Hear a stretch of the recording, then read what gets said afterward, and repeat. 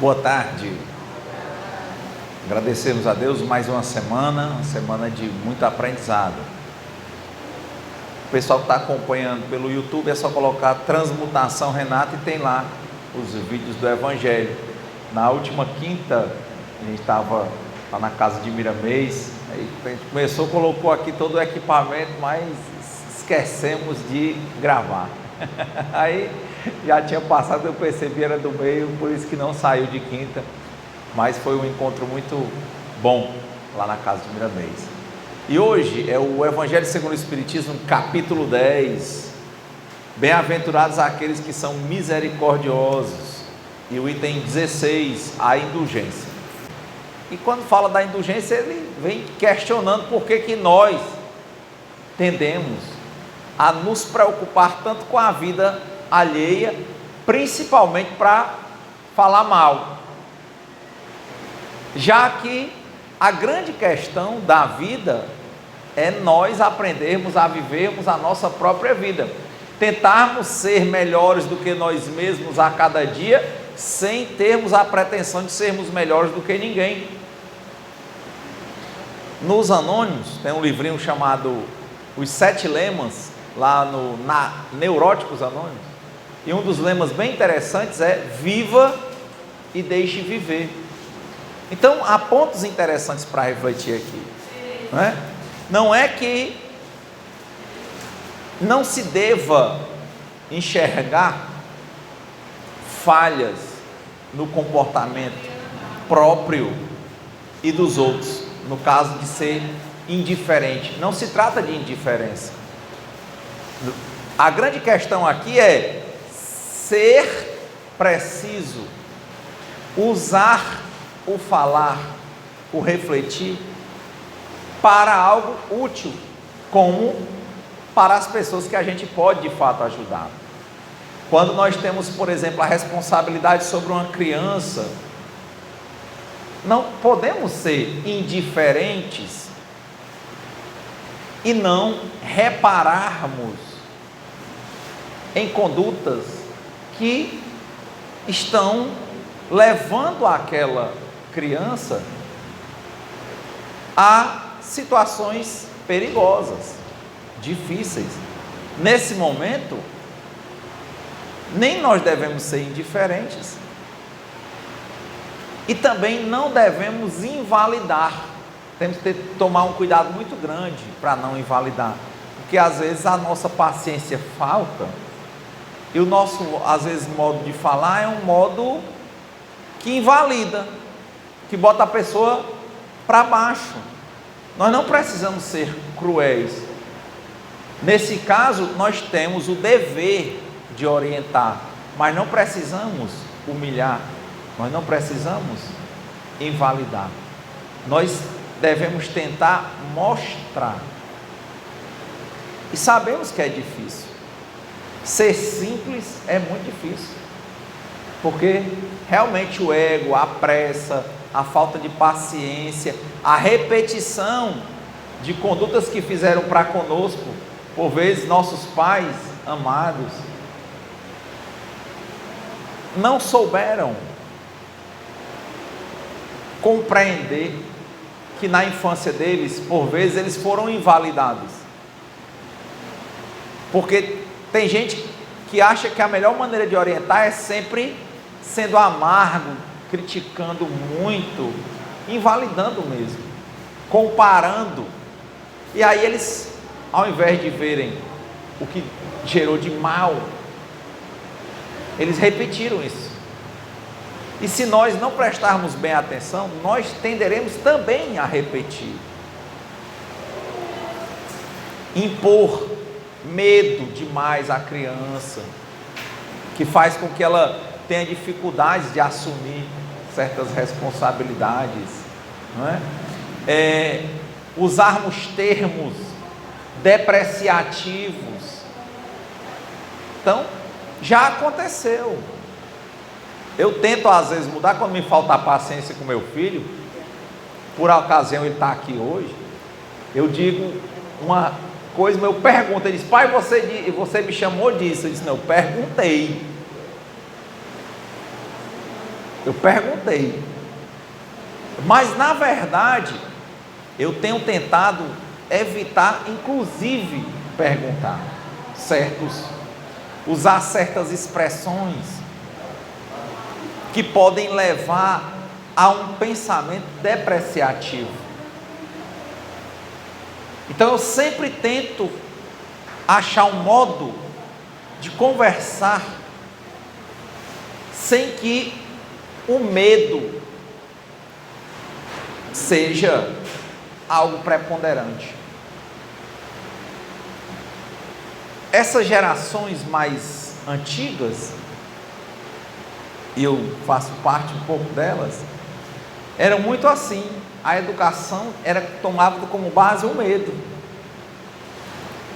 Ele ajuda num primeiro momento, parece até ajudar. O problema é que o efeito colateral é muito grande, porque às vezes a pessoa se torna insegura demais.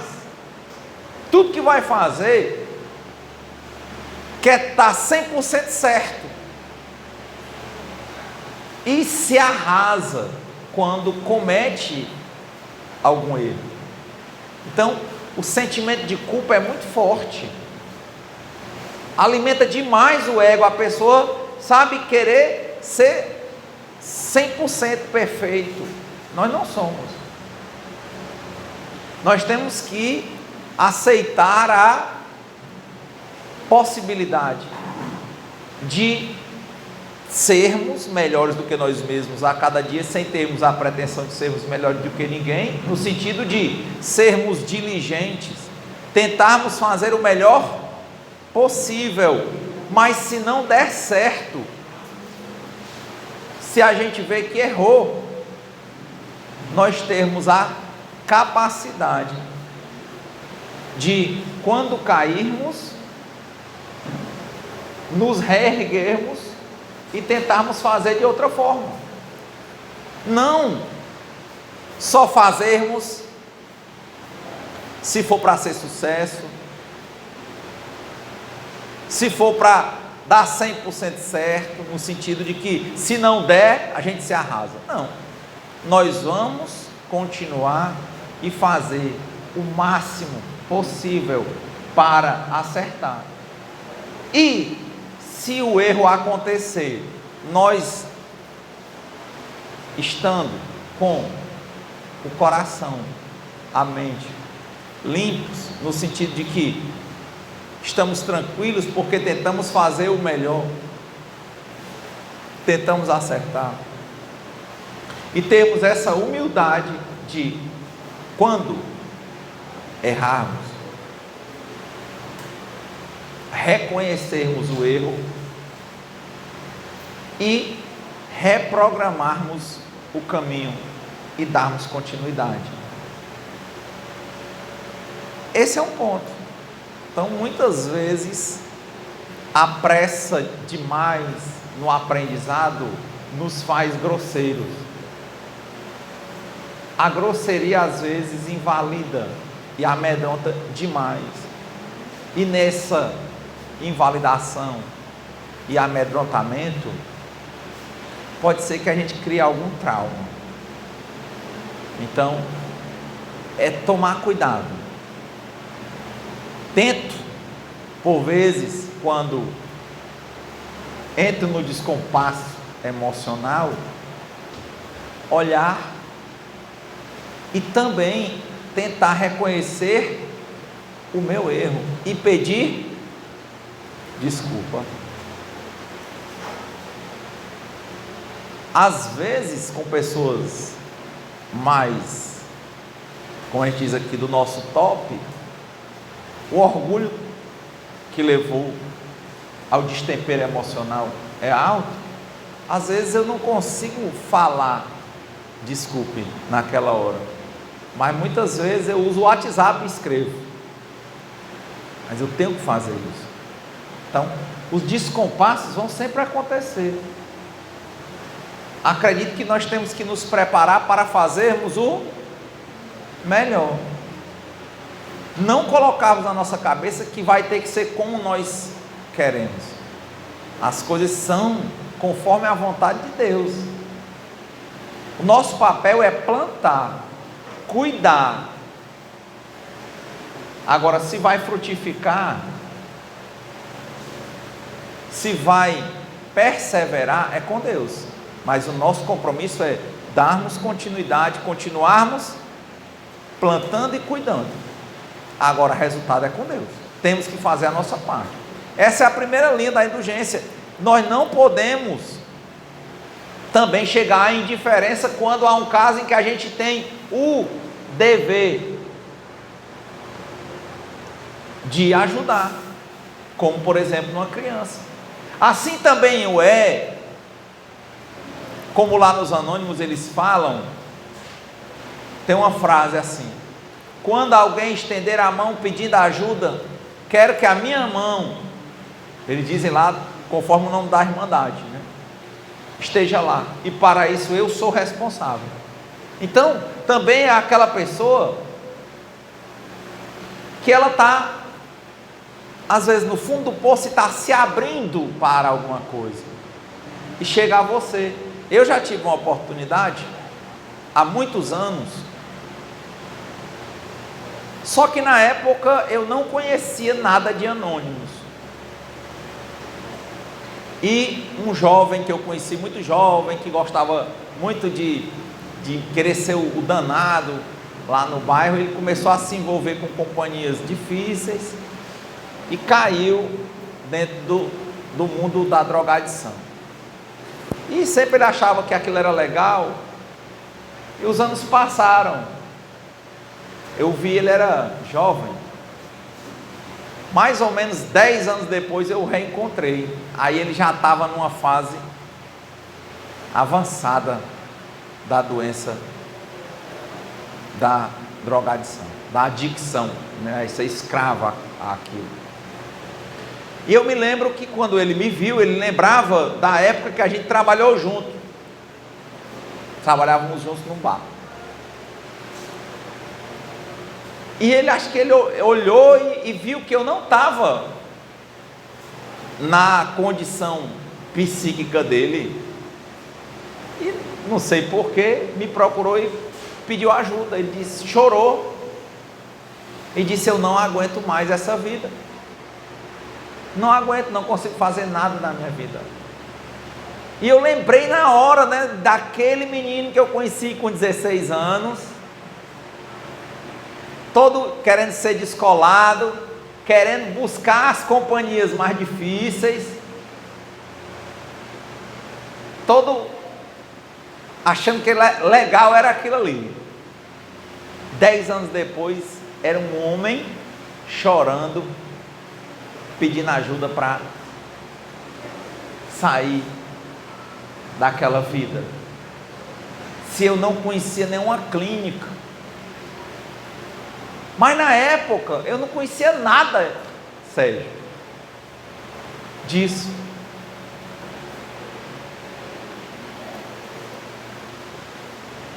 E como às vezes essa história de estar a gente lendo ou acompanhando essas terapêuticas, que são gratuitas e tudo, como dos Anônimos, como isso é importante.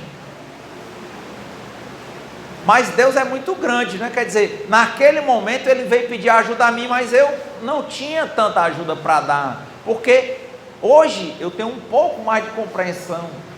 Talvez eu tivesse indicado para ele um grupo, indicado uma programação, conversar com pessoas iguais, eu não conhecia. Graças ao poder superior, depois ele encontrou, já encontrei ele 10 anos depois, aí ele acabou conhecendo programação de Anônimos, depois entrou numa igreja evangélica, casou, e hoje ele está limpo há 10 anos. Mas ali ele se abriu, aquele era o momento, ele bateu na minha porta, eu não tinha muito o que ajudar. Pode ser até que eu tenha ajudado no sentido de ele ter olhado para mim, ter visto que a gente trabalhou junto, que a gente era igual, e naquele momento ele estava com uma adicção muito forte a uma coisa e eu não estava. E ele se apegou porque ele olhou, esse cara está de um jeito e eu estou de outro, porque eu escolhi esse outro caminho. Então, como é que eu saio? Quer dizer, era um momento em que eu não tinha nada a criticar. Nem quando eu o conheci, quando ele tinha 16 anos de idade, eu não tinha nada a criticar. Viva e deixe viver. Você acha que é isso que é o certo? Vai. A vida vai ensinar. Ele também nunca me perguntou, porque tem muitas coisas assim, sabe? Às vezes a gente está exercitando uma coisa também que é outra doença chamada codependência. Fica falando da vida do outro, criticando o outro, mas com palavras que não tem nada a acrescentar ao outro, e falar de um outro que não está pedindo orientação, nem está pedindo ajuda. Ou seja, o que vai ensinar ele mesmo são os erros que ele cometeu. O fundo de poço ensina muito. Uma hora a dor é tão grande que a pessoa se abre para procurar um tratamento.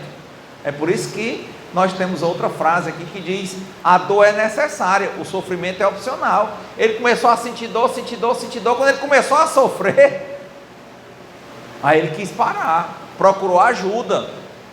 E é importante isso, em termos bíblicos. Procure e você encontrará, bata e a porta vai ser aberta. Ele procurou, bateu na minha porta, e eu não sabia, mas como ele estava aberto para procurar, bateu noutra porta e ele saiu. Claro que não foi fácil, claro que não é fácil. Essa é uma programação de 24 horas, todo dia, porque são doenças incuráveis, progressivas, irreversíveis, de efeitos fatais, que antes de matar desmoralizam. Ele estava na fase da desmoralização já, dali era o cemitério. Mas, graças a Deus, ele tem uma nova história para contar. Então, indulgência não quer dizer indiferença, né? Tem as pessoas que nós temos a responsabilidade de orientar, mesmo que elas não peçam orientação. Por exemplo, criança. Qualquer pessoa que não tenha o discernimento completo. Agora, para essas pessoas a gente tem que tomar o cuidado de não ser cruéis. A crueldade, a dor, se tiver de vir, é como uma resposta na lei de causa e efeito da vida para ele. Não somos nós que vamos ser o chicote do mundo na pessoa. A gente vai orientar. Quem não tem o discernimento completo, a gente tem a responsabilidade, o compromisso de orientar. Quem tem o discernimento completo, e aí esse primeiro, o que não tem, não precisamos ser cruéis. É o que o Emmanuel diz: o sim existe e o não existe. O sim não precisa ser um mel sempre, e o não precisa ser um fel, mas muitas vezes tem que ser dito. Essa é a parte da orientação, que se eu não fizer, eu não estou agindo com indulgência, eu estou mimando e estou sendo indiferente. Aí eu estou abrindo mão da minha responsabilidade. Para quem não tem discernimento e quem está sob a minha responsabilidade, eu tenho o compromisso de orientar, mas não preciso ser cruel. Não preciso que o meu não seja um fel, mas o meu não tem que ser dito. Quando eu trato de pessoas com discernimento, aí eu gosto desse viva e deixe viver. A pessoa tem que se abrir. No Egito Antigo, Rogério, o Caibalion fala da Pedra da Esmeralda, né, onde tinham as normas, e ele dizia que o Hermes Trismegisto falava que a voz da sabedoria chega aos ouvidos do entendimento, ou seja, aquela palavra chega para quem está pronto para ouvir. Você chegou numa fase que você está pronto para receber, a palavra chega. É o caso desse rapaz, ele estava pronto para receber, começou a procurar, procurou em mim, não encontrou, procurou no outro canto e ele achou. Porque a verdade está em todo lugar e liberta, né? Então, não ser indiferente com uns, não ser cruel e não deixar de dar o auxílio. Agora, o que não dá certo é ficar falando por falar, só para falar mal dos outros. Eu estava conversando hoje e eu fico analisando muito posicionamentos, principalmente de trabalho. E eu fico tentando me policiar para saber se eu estou falando para falar dos outros, ou se eu de fato estou analisando uma situação dentro da minha área de atuação, que é possível servir como um case de estudo para que a minha área, no que eu faço, eu possa melhorar. Isso não é falar do outro, eu tenho que analisar o posicionamento para ver o que se faz de bom que eu possa replicar e o que se faz que eu não concordo, não faz parte da minha estratégia de trabalho, para que eu não use. Mas eu tenho que ter o equilíbrio para não chegar a ficar meramente só falando, entende? É como a gente vê o Marcos aqui, que é cantor, né, e músico, aqueles programas de cantores, né, que tem os jurados. Aí tem aquele jurado que ele é formado em música.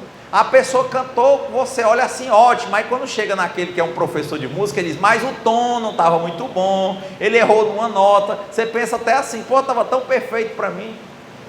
Ele não está falando mal, né, Marcos? Ele está orientando. Não é assim que o Peninha dizia, né? Quando a gente gosta, é claro que a gente cuida. Ele cuida. Quem gosta, cuida. Agora, cuidar não é ficar fazendo crítica vazia. É procurar um jeito de que as palavras e os atos possam realmente ser utilizados como algo que vai fazer aquela pessoa ter um start para que ela escolha melhorar, escolha se melhorar. É sutil, mas exige muita atenção para ter compreensão, para que tenha uma ação correta. E na ação correta, se a gente exceder, pedir perdão, pedir desculpa e tentar apresentar melhor o que a gente queria dizer. Se a gente não presta atenção, quando a gente começar a entrar nessa onda de só falar para criticar,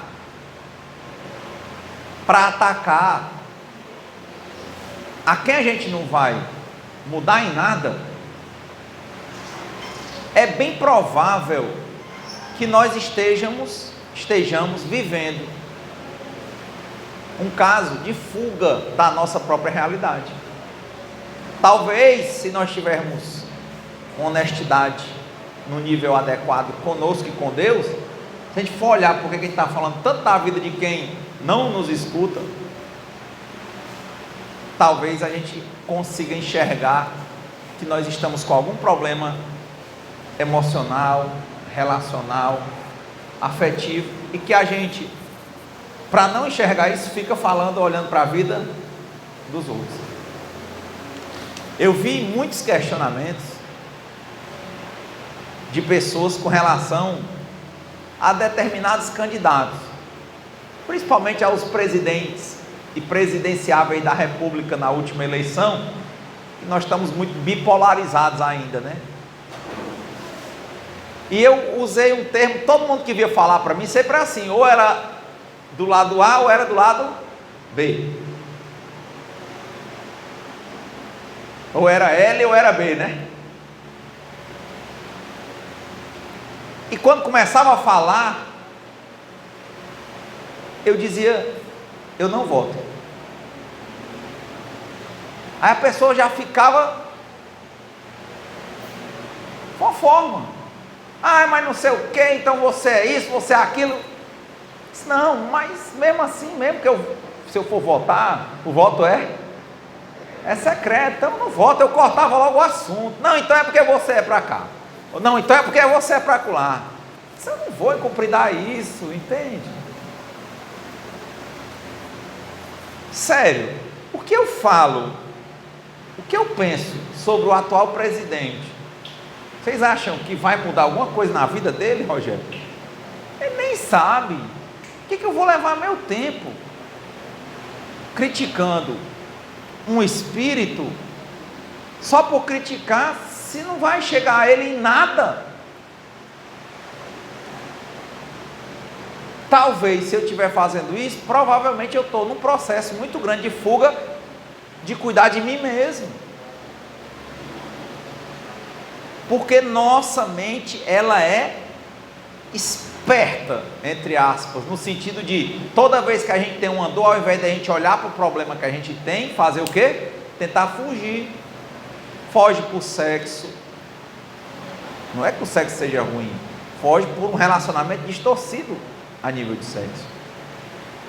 Foge por relacionamentos distorcidos, foge por bebida alucinógena, foge por drogas ilícitas, foge por destempero emocional, foge pelo esporte às vezes, sai do equilíbrio. Ao invés de estar realmente se olhando, e um dos desequilíbrios mais comuns é falar da vida dos outros que a gente não tem nenhuma ingerência. É muito vazio. Tem pessoas que têm ódio. Há pessoas que nem as conhecem, nem elas conhecem. Ainda essa semana, um homem que, até onde se sabe, não conhece o atual presidente,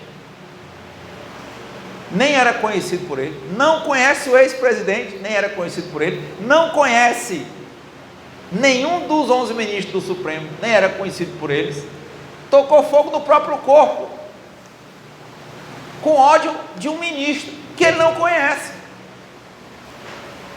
Viram essa notícia?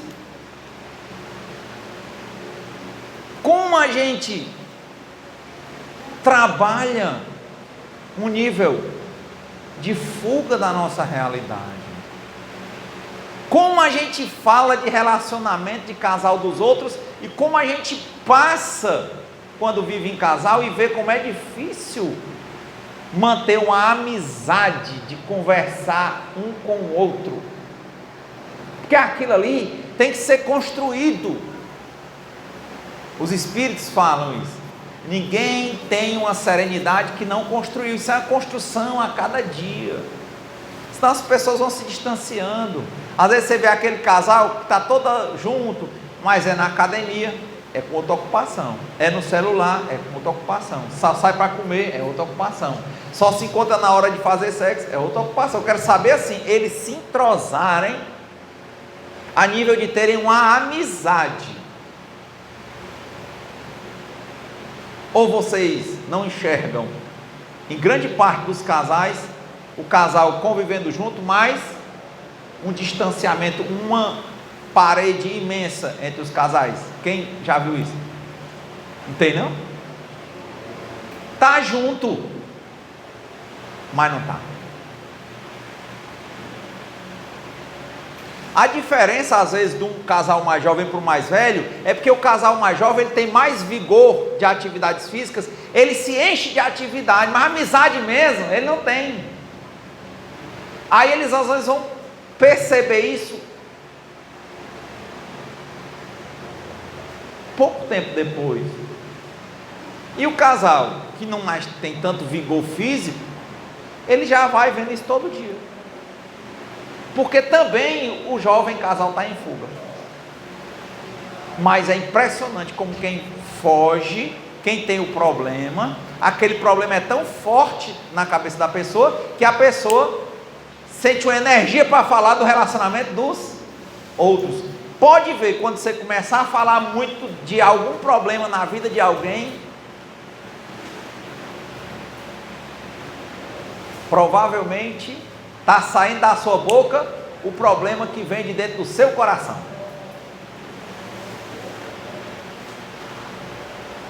Como você não tem coragem de olhar, às vezes para o seu companheiro ou para a sua companheira, você não tem coragem de chegar e falar abertamente, porque tem medo às vezes de perder ou coisa do tipo, né? Não entende que quem ama liberta. que a gente tem que procurar ter relacionamentos saudáveis e não ter qualquer relacionamento por ter relacionamento? Se não procura e começa a falar, aquilo ali é uma forma de falar dos outros, como quem quer dizer indiretamente para o outro o que está sentindo e não tem coragem. Era muito melhor olhar para si, ver que está rolando aquele medo, que está faticamente acontecendo aquele distanciamento e procurar uma forma de resolver. Que aí é um caso, né? Indulgência, o evangelho. Você encontrou um relacionamento doente. Só que aquele relacionamento, ele é seu. Você faz parte. Você não precisa esperar que o outro peça ajuda. Você tem que arranjar um jeito de aprimorar aquele relacionamento, de identificar quando os dois estão fugindo e procurarem estar presentes. Quer dizer, na hora que for falar, identificar que o outro tem muitos erros, não é verdade? É muito comum a gente falar do relacionamento, quando está com problema, só falar também da posição do outro. Aí você tenta ter indulgência com a posição do outro, compreender se você quer que aquilo ali continue, ser indulgente com a posição dele, procurar ver os seus próprios desatinos, seus erros, e tentar sentar para conversar. Se você tiver honestidade para encontrar os seus e procurar falar com o outro para que ele diga os seus também, porque ele vai, ao invés de olhar para o dele, ele vai apontar para você. Você tem que estar pronto. Ele vai dizer, e tu? Não é assim que você vai falar? E tu também isso? Tu aquilo? Não é assim? Você vai ter que ter a indulgência para tolerar. Mas vai ser muito mais fácil tolerar se você já tiver visto. É mesmo, né? Muitas vezes ele queria conversar comigo e eu não me dispunha. Muitas vezes ele queria ser meu amigo e eu não me dispunha. Muitas vezes ele queria isso, eu queria a minha novela, eu queria isso aqui. Bom, ele vai bem alegar isso aí. Então eu tenho que primeiro ser indulgente com ele, sabendo que ele também, ao invés de reconhecer, ele vai correr para partir para o ataque. Eu vou aceitar. Agora, depois que ele derramar o que ele quiser, tá vendo? Se eu sou indulgente, aí eu digo, e agora? Diante dos problemas que nós temos, por onde é que a gente começa a tentar resolver?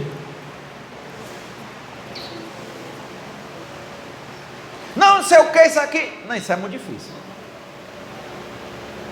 Rapaz, o negócio dele é drogadição, é alcoolismo, é um negócio muito... Não, pois vamos começar pelas beiradas. Vamos começar. Você acha que está sendo bom a sua vida assim? Tá, não. Eu acho que se deixasse melhorava. Não vai resolver todos os problemas, não. É um problema, só que esse é um grande. Então, primeira coisa é deixar? Não, primeira coisa é pedir ajuda, procurar ajuda para deixar. E aí nós vamos juntos, porque juntos conseguiremos o que jamais conseguiríamos sozinhos. Vamos lá? Que é outro problema. Aí começa, aí vai fazendo o checklist com paciência e vai tentando resolver. Mas é um termômetro muito grande nas relações entre companheiros, companheiras, entre pais e filhos, nos relacionamentos de trabalho. A gente vai deixando aquilo murchar. E é difícil depois para retomar, mas não é impossível. Não é impossível. É isso que, a meu ver, o Evangelho está toda hora falando aqui. A indulgência é: espíritas, queremos vos falar hoje da indulgência, esse sentimento tão doce, tão fraternal. Ó, você vai conversar com outro, procura ir desarmado, sabendo que ele vai vir armado. aceite. Você está ali para resolver, você não está ali para brigar. Dê a outra face. Sente para resolver. Renato, é muito difícil. Eu não sei escutar nada calado. Aprenda. Se é importante, indulgência. Eu tive a oportunidade, eu estava segunda e terça-feira próxima passada, eu estava em São Paulo. E eu estava curioso, depois do meu trabalho, eu estava querendo conhecer o Templo de Salomão, Rogério. A réplica feita pela Igreja Universal. Eu já tinha ido lá na frente, mas não tinha entrado. Aí tinha gente que dizia que pagava, sabe de uma coisa? Eu vou olhar aqui no site e ver o dia de culto. E tinha um culto, terça-feira de manhã. Terça-feira, 10 horas, encostei lá. Aí fui assistir o culto.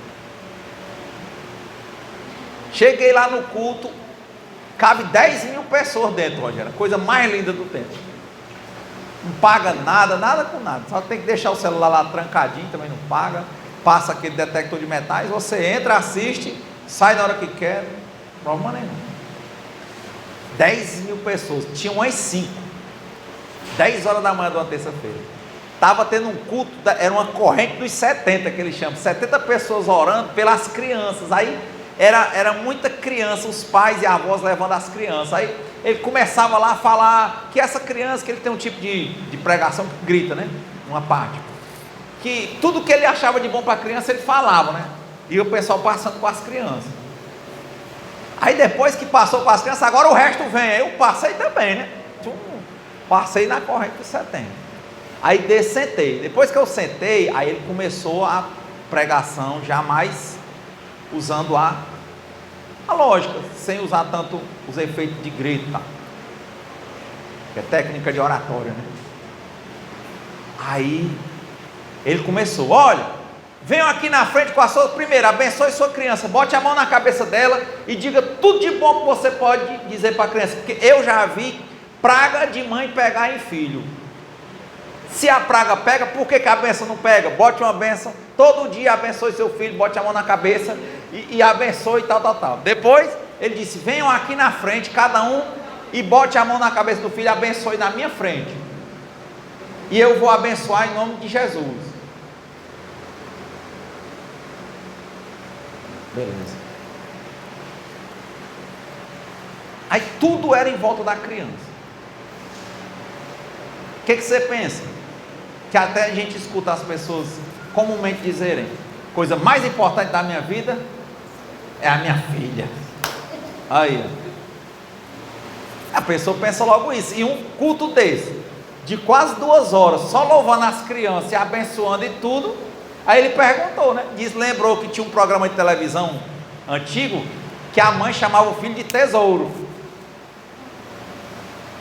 Então, todo o raciocínio, Rogério, estava no sentido assim, que o nosso tesouro são as nossas crianças. Só que ele não falou isso. Aí jogou lá o Evangelho de Mateus, que você não colocasse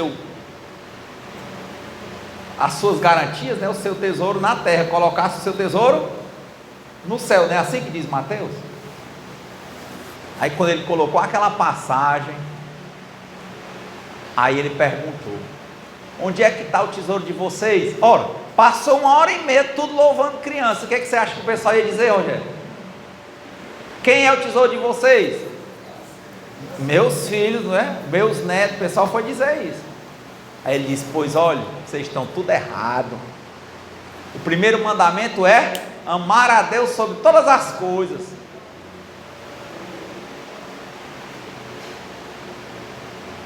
Então, o seu tesouro não pode ser a sua criança.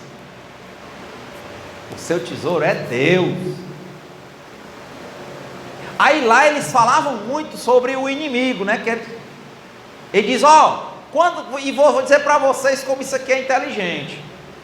Quando você bota o seu tesouro em dinheiro, o inimigo vai lá, derruba o dinheiro e desmancha você. Quando você bota o tesouro na sua casa, o inimigo toca fogo na sua casa desmancha você, né? Isso a traça come, né? Quando você bota o seu tesouro no seu filho, o inimigo vai em cima dele e desmancha você. Ele diz: pessoal, vocês não entenderam não? Quando você bota o seu tesouro em Deus, o inimigo vai em cima de Deus e Deus é mais poderoso. E o que acontece com você? Nada. Eu fiquei impressionado com o culto. Eu nunca imaginei que ele ia fazer um fechamento daquele, Rogério. E eu estou pensativo desde aquele dia. Sabe por quê? Porque se eu não consigo ser indulgente, se eu não consigo perdoar alguém, se eu tenho raiva de alguém, é porque eu coloquei o meu tesouro em quem? Nessa pessoa. Porque se eu colocar o meu tesouro em Deus, eu penso que qualquer coisa que alguém venha fazer comigo, aquela pessoa é um instrumento de Deus para me ensinar alguma coisa.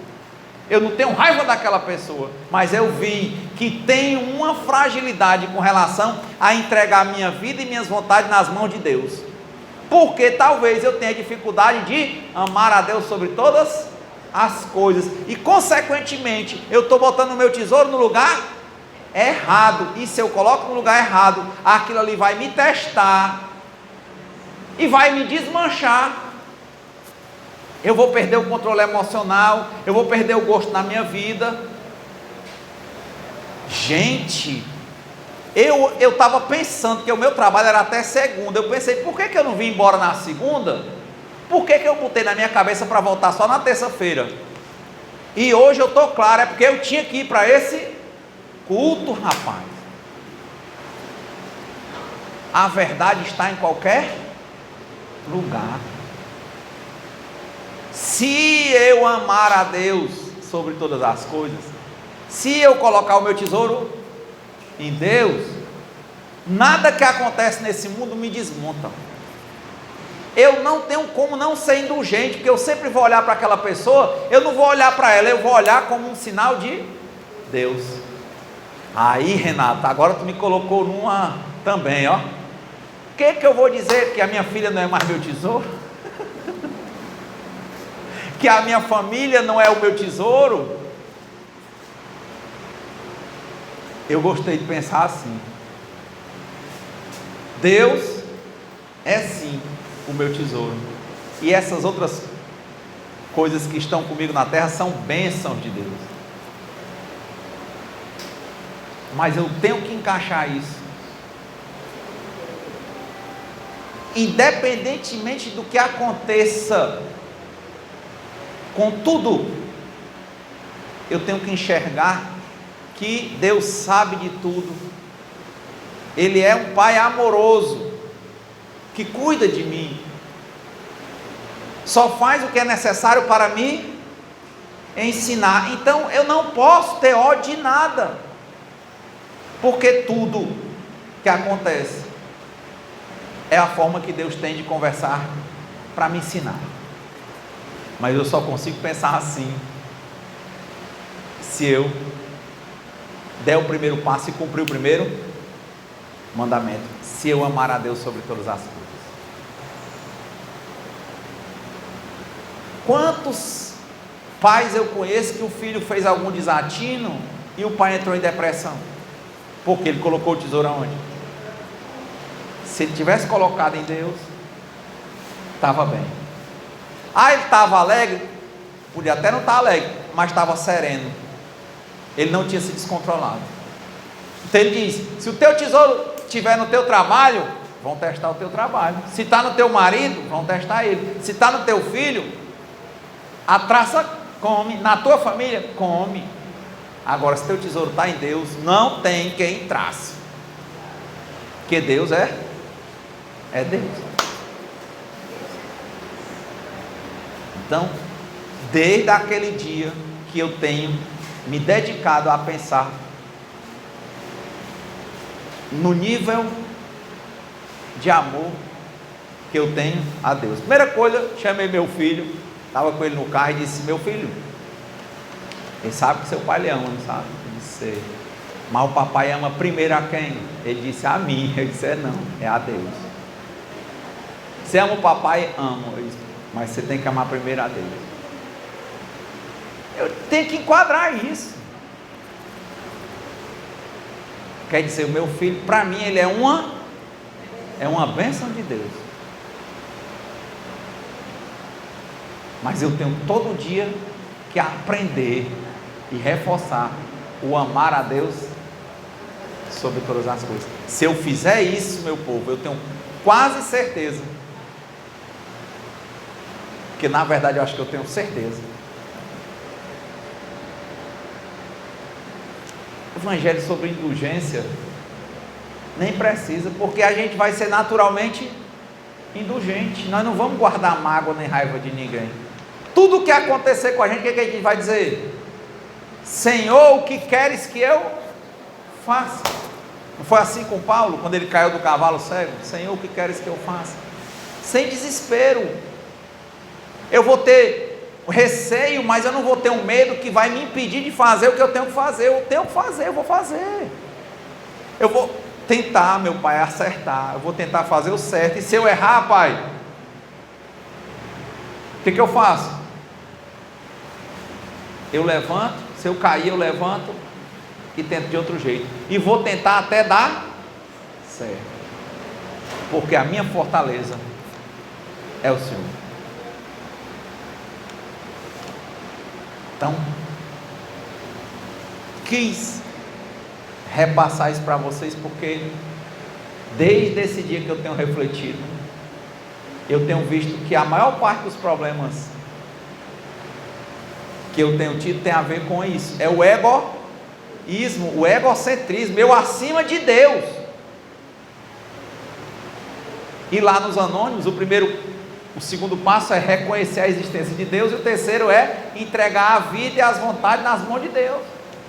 Mas a pessoa não entrega, ela entrega quando ela não pode, na hora que ela acha que pode, toma. Né? Então, por isso que eu também tenho tomado como regra de vida a oração da serenidade. Deus, me conceda a serenidade necessária para aceitar as coisas que eu não posso modificar, coragem para modificar aquelas que eu posso, e sabedoria para distinguir umas das outras, que seja feita sempre a vontade de Deus antes da nossa. Muita paz e boa semana.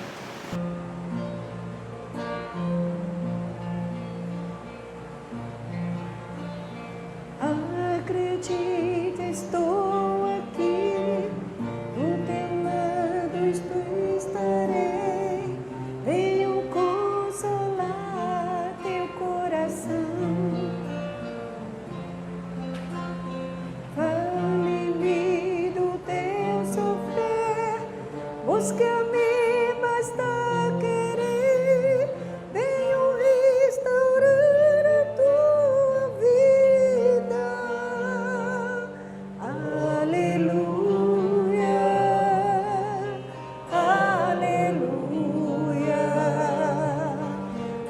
aleluia, aleluia.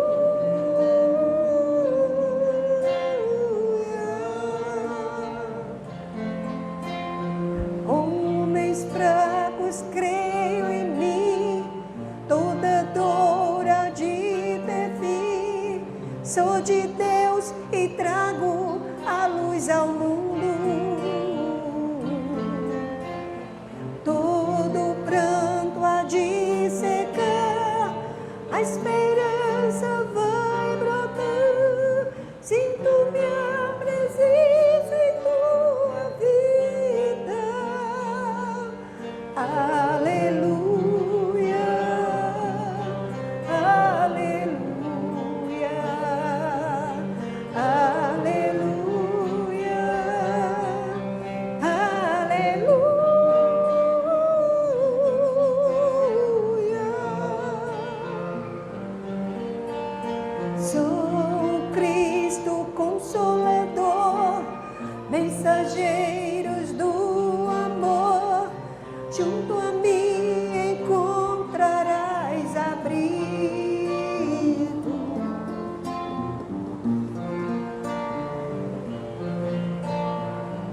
nas tormentas e na dor.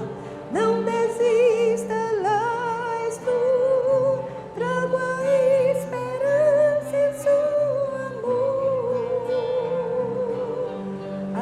Aleluia, aleluia,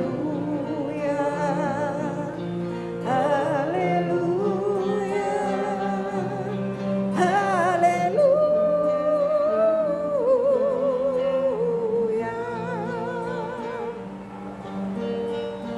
Todos num só coração, as nações se dando as mãos, somos todos filhos do Senhor. Sai o